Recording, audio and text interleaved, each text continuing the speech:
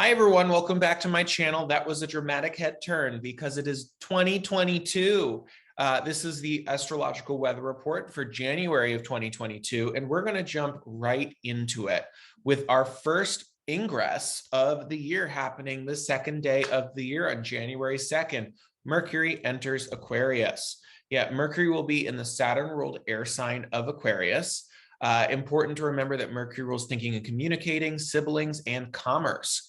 Now, with Aquarius, Aquarius is often associated with being out of the box or being unconventional, potentially being iconoclastic, even being a little bit of an anachronism. Now, I think it's important to note that the association of Aquarius being humanitarian doesn't always necessarily line up. It is still a Saturn-ruled sign at the end of the day. I actually view it as definitely being reflective of the collective. Now, that being said, Mercury in Aquarius reminds me of the Einstein quote about that you can't solve a problem from the same plane of consciousness in which it originated. Mercury in Aquarius encourages out-of-the-box, unconventional thinking above all else. Now, it is a Saturn-ruled sign. It is an air sign, so of course, logic needs to be a part of that. But when solving a problem, an Aquarian would definitely be thinking outside of the box, would use unconventional tools to fix that problem. And so Mercury in Aquarius is a great time if you've really been stuck in a rut or in a mode of thinking to tackle it from a new plane of consciousness, a new vantage point, a different angle, if you will. Now, on the second as well, we have our second event, which is a transit. It would be the new moon in Capricorn. So let's flash the chart for that. So here's the chart for the new moon, which is happening on January 2nd at 10:33 Pacific Standard Time. Convert for your time zone, since there's a lot of those. So as we can see, we have the sun and the moon at the same degree of Capricorn, which is 12 degrees and 20 minutes. In this chart, there's a stellium in Capricorn. There's heavy Capricorn energy with the new moon being co-present with Venus and Pluto. Mercury would have just ingressed that day. Now, a stellium is when there are 3 or more planets in the same sign. So important to note that there is heavy Capricorn energy in this chart. And Capricorn is all about pragmatism and structure, building out long-term plans and knowing that there is an important kind of roadmap to follow. It's less visionary and it is a lot more about the proof in the pudding. It is about credentials, not potential. Now, this new moons are all about manifesting in regards to new beginnings and sowing seeds. So a new moon in Capricorn is definitely a more practical sowing of those seeds, if you will. It's like, yes, you can dream it, but what is the first step that we need to undertake? Now, it's important to remember, in order to win a race, at some point you need to take that first step. And that's what this new moon would definitely be encouraging, is a slow and steady approach. It would almost be marathon-like in itself. So I would definitely recommend using this new moon to make a leap, but it doesn't need to be so big of a jump. It just needs to be a step in the right direction.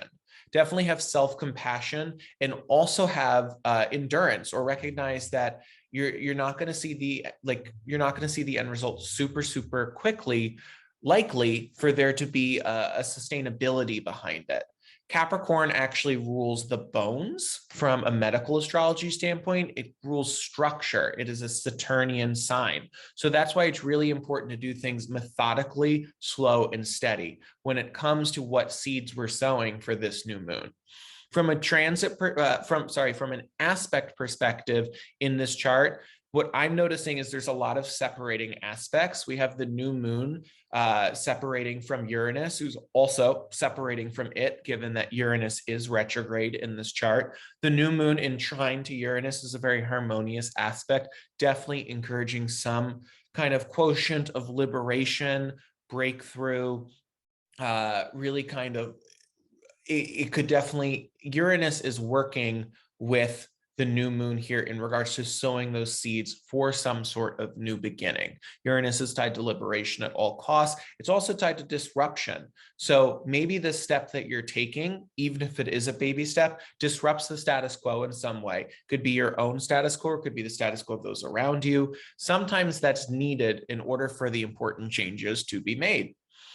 In addition to that, important to note that The other separating aspect here would be that Venus conjunction to Pluto, which both are in Capricorn right now. There were a couple of hits of that, given that Venus stationed retrograde around the degree that Pluto is at. And Venus conjunct Pluto is a pretty obsessive transit. It's a transit in which we really struggle with our value system or our worthiness, and we're really confronted with what is and isn't serving us. So this new moon may be tied to what was illuminated with those couple of hits of that conjunction in regards to maybe something that needs to change in regards to your value system. And the step that you take or the seeds that you sow are tied to new values or new beginnings in sort of how you talk to yourself, that self-talk, that self-compassion, that worthiness quotient. Outside of that, in my opinion, not much else to note. This is a new moon that would be ruled by Saturn, and Saturn is still very much within orb of the square to Uranus. The Saturn-Uranus squares are all about dismantling the structures at play, which maybe suppress, subjugate, or keep us stuck. So once again, really tied to that theme of new beginnings and taking that first step in a direction towards a long-term goal, knowing that we're not necessarily going to get there immediately, but inch by inch, row by row, we're going to make that garden grow, if you know what I mean. We're going to jump to January 14th because that is when Mercury is retrograde. Mercury will turn retrograde on January 14th. And for this year, unlike last year, Mercury is going to start in air signs, but it will retrograde back into earth signs. And then actually at the end of the year, Mercury is just going to be retrograde in earth signs. So definitely important to note that that is a different that's a different vibe, if you will, from last year, in which Mercury stayed retrograde in the air signs for the entirety of its retrograde. So there is going to be a vibe change with Mercury being retrograde. So for this retrograde, Mercury is going to start in Aquarius, like I said, out of the box thinking, very much unconventional, can't solve a problem from the same plane of consciousness which it originated. And then it's going to retrograde back into Capricorn, which is actually about conventional thinking. It would be about pragmatic thinking. It would be very much tied to don't reinvent the wheel, actually. I think that's what I find so interesting about Aquarius and Capricorn is that they're both Saturn ruled, but they can definitely symbolize two sides of a coin, if that makes sense. At the end of the day, convention or the lack thereof is the Saturnian principle. It's how each of the two signs see it, how each of the two signs live and breathe it. So this Mercury retrograde is definitely going to be challenging patterns of thought. You know, it's also going to be challenging given that it's a Saturn ruled sign, thought that is conditioned and us questioning that. So those are very likely to be themes that come up with this Mercury retrograde. If you have placements at the end of Capricorn, which is already being besieged by some other stuff, but if you have placements at the end of Capricorn or the beginning of Aquarius, this Mercury retrograde will be conjunct. And so definitely pay attention to the houses that those placements rule, if they rule houses. More than anything, though, definitely will be feeling this retrograde a lot. The other thing to note is that it's starting in a fixed sign and it's going into a cardinal sign. So if you are a heavy fixed person with early degree of fixed signs, or a heavy cardinal person with late degrees of cardinal signs, you will also be feeling this retrograde extra heavy. Take a look at where early Aquarius, that's the end of Capricorn, is in your chart. And those are the house themes that will apply. Here's a list of those house themes. Mercury retrogrades are always a time to RE-word it. Every astrologer is going to tell you this. It's always a time to revisit, reconfigure, reevaluate our thinking, our communication, how we go about that, both externally and internally. So I would definitely recommend really heeding this and taking it into account when how to best leverage the energy of a Mercury retrograde. Revisit, revise. If there's some sort of old projects that are tied to communication that you haven't touched, Mercury retrograde would be the time to go back to it and touch it again. It wouldn't necessarily start anything new. It's not terrible if you do. I'm not going to say it is, but Mercury retrograde is a time to revisit and revise. So on the 16th, we have the Sun conjunct Pluto.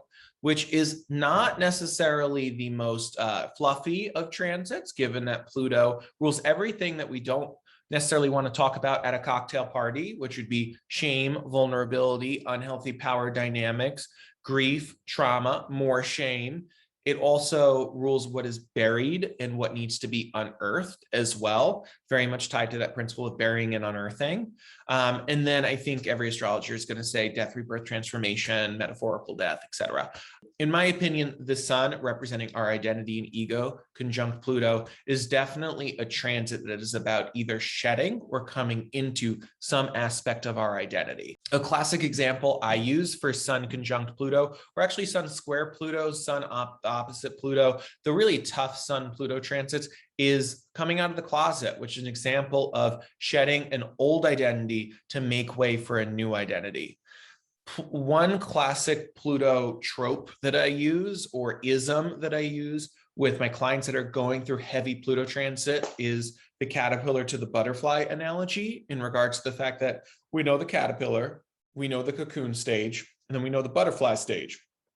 We definitely, all the caterpillars want to become butterflies. They want that identity as being a butterfly. Butterflies, beautiful. Who doesn't like butterflies?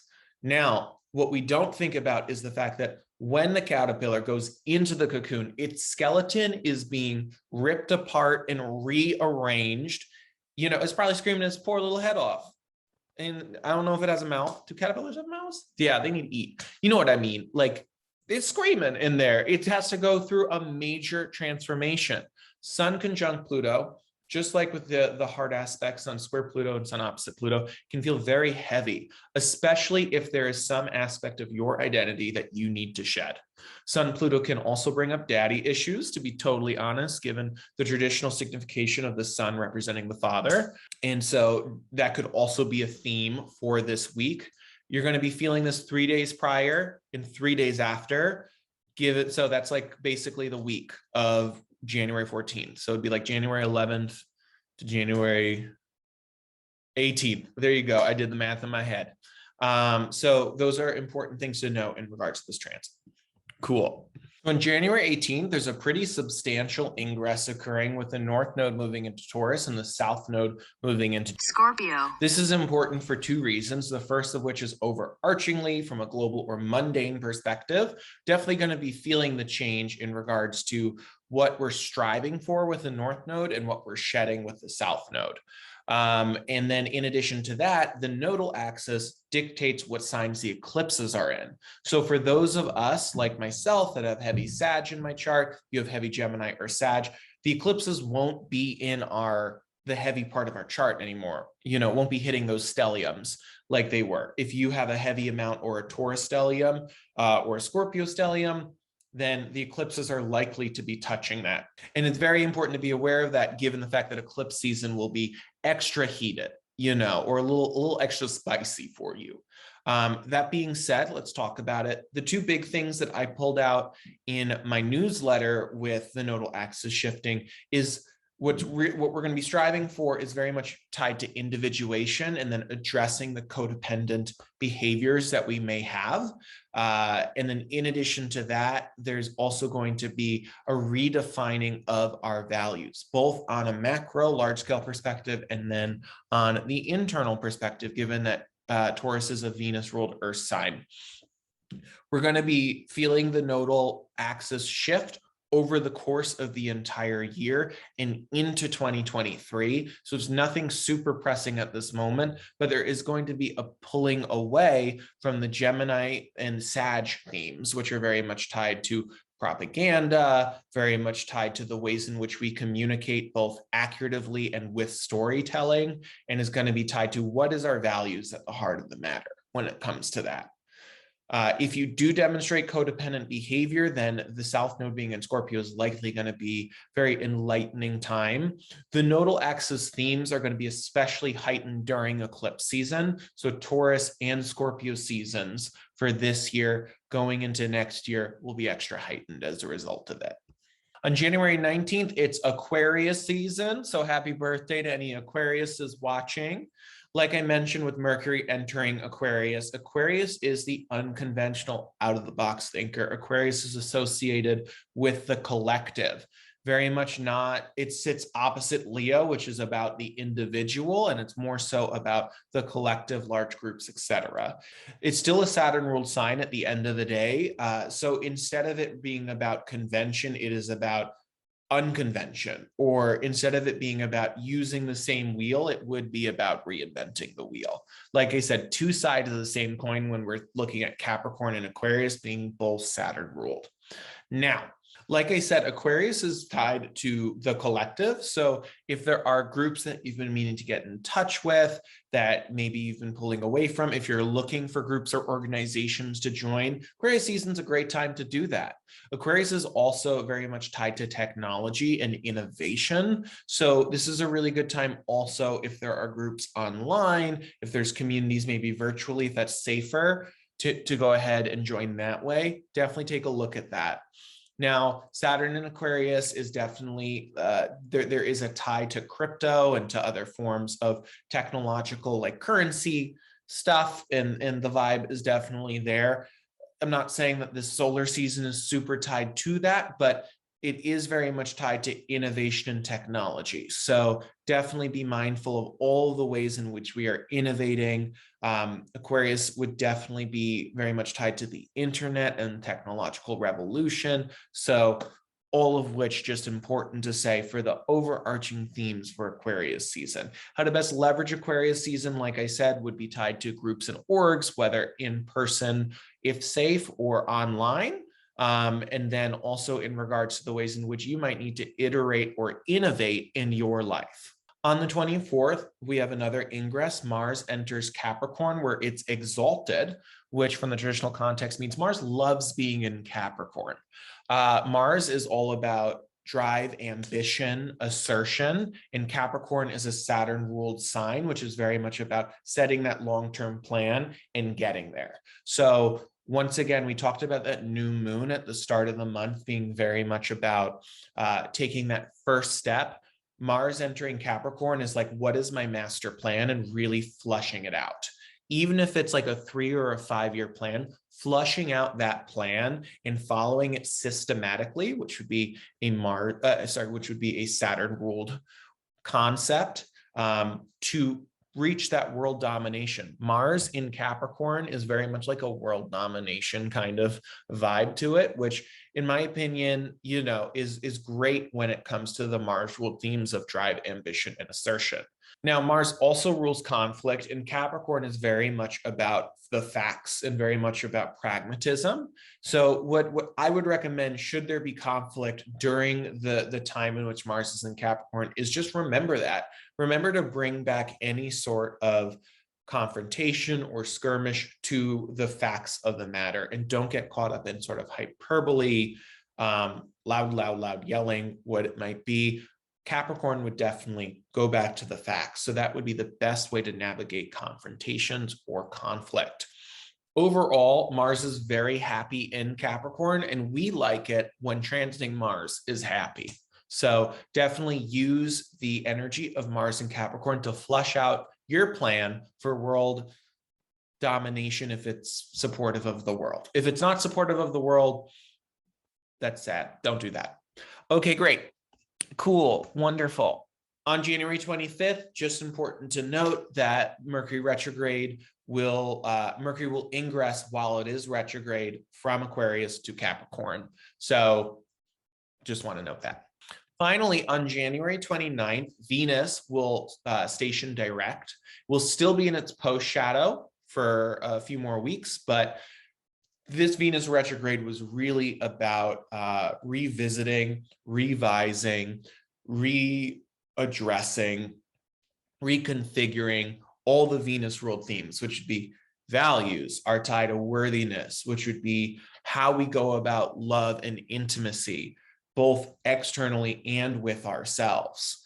And so Venus stationing direct is definitely a time in which we can move forward with all of this newfound info, insights that we got from this retrograde. You know, one thing about Venus retrograde, which is important to note, is that ghosts from our past can come back during this time, but when they come back, it's really to confront us with a message about what we need to revisit, what we need to rethink or reconfigure in regards to how we go about relational intelligence, how we go about our views on intimacy or our values surrounding intimacy, our values surrounding boundaries, things like that. And that was the astrology for January 2022. I will see you in February. Happy New Year.